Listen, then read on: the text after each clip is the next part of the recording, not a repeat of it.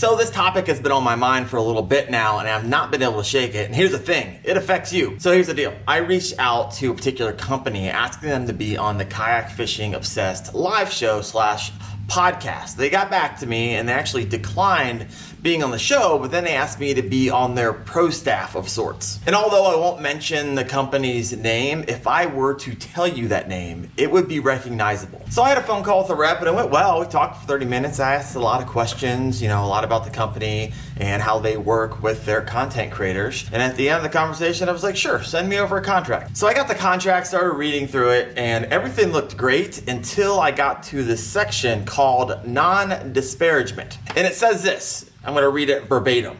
The angler shall not at any time during the term or thereafter make statements or representations or otherwise communicate directly or indirectly in writing, orally, or otherwise, or take any action which may directly or indirectly disparage the company or any of its subsidiaries or affiliates or respective officers or directors, employees, advisors, businesses, agents.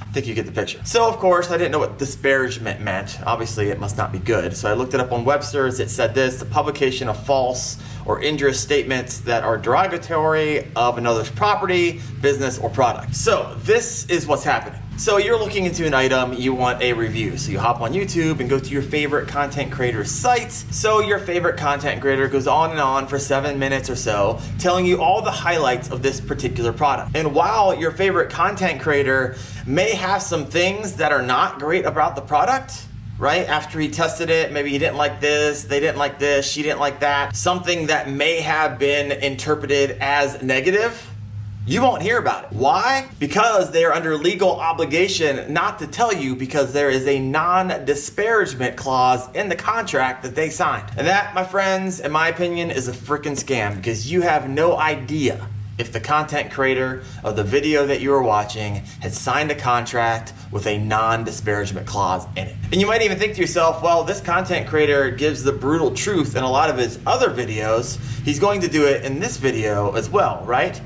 False. It all depends on the video that you're watching and whether or not they have a contract with that clause in it. And let's be honest, disparagement is pretty vague. I may say something about a product that is a constructive criticism, but disparagement is really in the eye of the beholder, and so the company might see it as negative. And guys, this stuff holds up in state and federal courts. Every single state out there has cases where disparagement holds up. So I was thinking to myself, what if someone connected with this company, maybe another YouTuber, does something really stupid? I cover it as news in the kayak fishing industry, not realizing that years ago I signed a non-disparagement clause and now they're coming after me legally. So this is my response to the company rep after reading this. I wrote a little intro and outro, but the meat of it says, the main reason I can't sign this is because of your non-disparagement clause. As a content creator, my opinion is my currency. If I don't have the freedom to share my opinion on a product, company, subsidiaries, affiliates, etc., then I can't serve my audience well, and it's contradictory to being authentic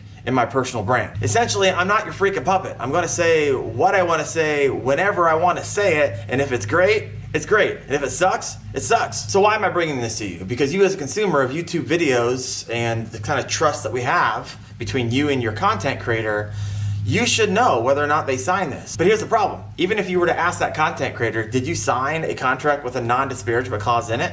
A lot of these contracts actually state that they can't even share that with you. It's against the contract and how it's written.